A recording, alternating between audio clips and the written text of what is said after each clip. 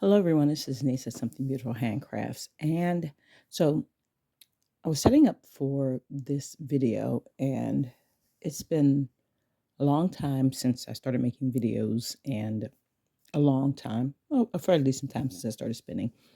And still, I really haven't quite figured out the cinematics of this. So the picture was super blurry, and I thought, okay, so it's this light source thing again, which I've watched at least 100 videos on light sources. Still not all that great. And so I decided I would clean the cameras on the back of the phone, and all of a sudden everything is in focus. And I was like, wow. So I just came for a little quick chat because I'm just really trying to get better at making videos. There was a short period of time, life has been kind of complicated, where I just lost interest in making videos, but I'm actually very interested in making videos. I just haven't really taken time to post them. I think I keep saying that, but I'm working on it. So at any rate, it's been maybe 15 years now since I started spinning. And I just started with some dog combs and Afro picks. And basically, that's what I had. And now I have all kinds of tools.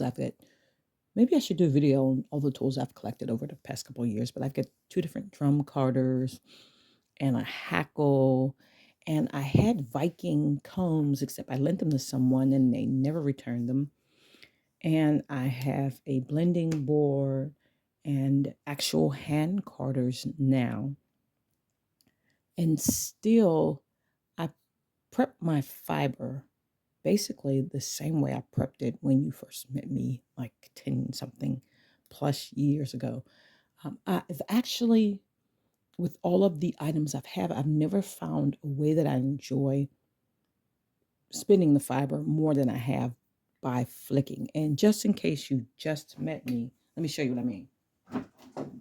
So this fiber is from maybe 2 or 3 videos ago, which I actually did post, and it's the Dorset horn. And I hand flicked, I can't even tell you how many pounds, maybe 5 or 6 pounds of Dorset horn in this way. And basically what I did was I lay it onto the carder. I pull it through. I flick and open one end. I turn it around, lay it down again. I flick the other end. I never go, well, very seldom do I go all the way through the length of the fiber unless for some reason it's really dirty, heavy VM, and I need to get it out the middle. But usually I just flick to open the ends. And then I spin from the tips with a short forward draw. That is consistently the way that I have found. So after 10 plus years, I can guarantee you I've tried all kinds of ways. I've taught all kinds of spinning classes. So I teach all the various ways. It's not like I only know one way and I'm stuck and that's the only way I'm doing. I know all these different ways. I know all these different woolen worsted preps and all these different draws and what the yarn is going to look like for each one.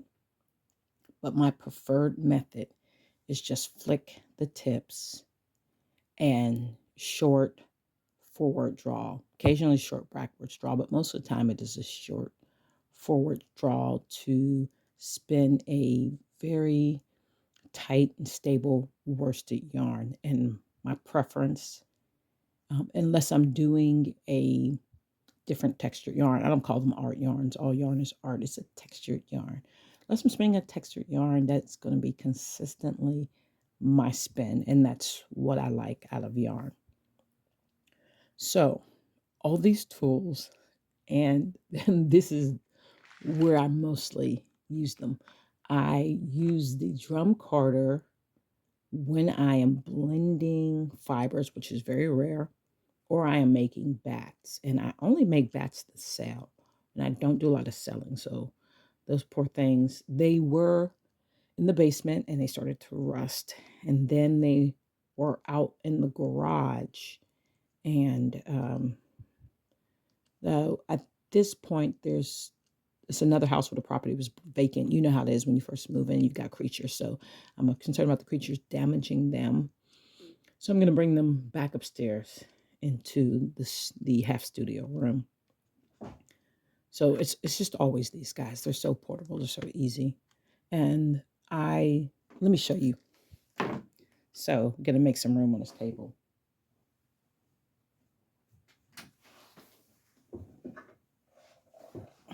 So the Viking combs I got because they say that combs are good for long wools, and I actually do spin a lot of long wools. But I find that most of the time when I do, I spin them in their lock form. I love to make curly yarn or with locks hanging, and so I don't actually process them much. But I did try the Viking combs for a while, and I felt like for what I normally spin, the teeth were too far apart. So I got these, are these four pitch? Yeah, these are four pitch English combs. You can see they're starting to rust a bit too because they've been in the garage. I need to go ahead and oil them. I borrowed them from Praxis. And if I haven't mentioned, Praxis is a fiber art studio here in Cleveland, Ohio, who I partner with and teach classes there occasionally. And these things are awesome. Somewhere, I don't think I brought the clamps with me, but they do have a set of clamps with them. They're awesome and completely dangerous. So you have to be really careful with them. The thing about the combs, any of the combs, is there's so much more wool wasted with combing than there is carding, and even flicking is even less. So I'm always about squeezing out as much fiber as I possibly can. What was that no fiber left behind thing? Now, of course, I know she'd make more, but I spent a lot of time where I was on a budget. Not so much anymore now, thank the Lord. But I couldn't afford to waste anything. And so that's just become a habit. But these are pretty awesome. And they, well, with four pitches, they get the job done, but they are heavy. So I thought to myself, I don't process a great deal of wool that these require. I need to go ahead and clean them and turn them back to Praxis. So I was teaching, what was I teaching? A wool um, grading class a couple months ago. This is currently first, 2nd of November, and that was the beginning of October. And so I found these. I don't know how long they've been at Praxis, but it's been a couple months since I've been down there. And I was like, oh, I wanted to buy a pair of these. And these are the Loeut mini combs. I wanted to buy a pair of them. And I kept trying to decide whether or not, well, it was a pair of these or an American Girl doll. And I actually bought the American Girl doll because I couldn't decide whether or not I would use these enough, and whether or not they would be effective for me. So I've been trying them out for the past couple weeks. And so I have this already flicked fiber from the hand carder. But as I told you before, because I'm not flicking all the way through, it there are going to be some places where I've missed. So as I'm spinning, I'm picking out some neps that I didn't get that were deep in. So I had a choice between going back to the hand carder or using the combs. I decided I would give the combs a try. So, like I told you, combs produce a lot more waste than carding and definitely flicking. Okay. And of course, it has a lot to do with how you load it, how much you load it, all that kind of stuff. There's a technique to this. But I see, look at that. That is something I missed when I was just flicking either sides. And as I'm spinning, it's a problem. I do a lot of like manipulation by hand if you see my other videos, and I'm pretty fast about it. And that's just because I tend to be a little quick and lazy with my prepping. But the older I get tendonitis. And so I just want to take it a little easy on myself. Here's another nap. I don't even know if you can see that. It's another little nap down there somewhere in a piece of VM that did not make it out. So that would be something I'd be flicking. Here's another nap.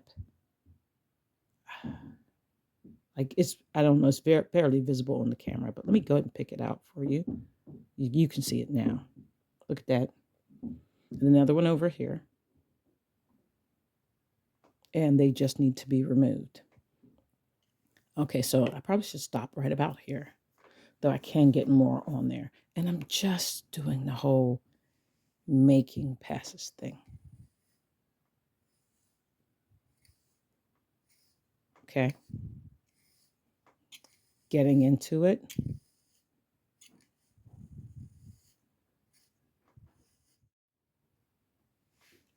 And so I'm back to my old tricks again. I just, pull it off. Depending on what's going on here, I might send this through for another pass. Look at that big nip. And the comb is not creating nibs. Okay. Well, not if you do it right. Sometimes if you do it wrong, yeah, you are. Yeah. I mean, that's a thing.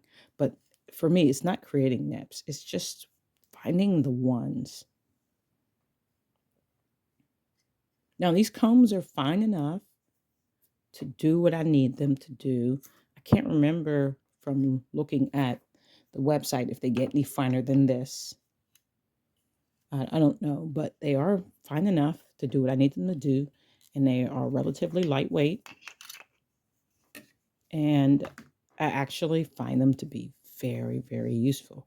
Now, this is on the door set, and I love the um, more coarser wools, let's just say that. Okay, I do. They're my jam. Sweaters and vest and outerwear and hats and mittens, oh, and socks. That's what I love to make. That's what I spend for mostly. Blankets and shawls. Okay. Not really much of anything that's next to the skin. So I figure if this can handle the Dorset horn, then these will probably work for me. And I can add them to my arsenal. And I think that I might actually use them. So the Rust Belt Fiber Shed Symposium is coming up again in January. And there's a lady there who sells them. And I'm probably just going to buy them from her. I think that's going to be pretty awesome. So there you go. If you wondered about mini combs and you wondered if it was a thing that might be useful for you, there you have it. If they're in your budget, I recommend getting a little pair. Thanks for watching. Have a great day.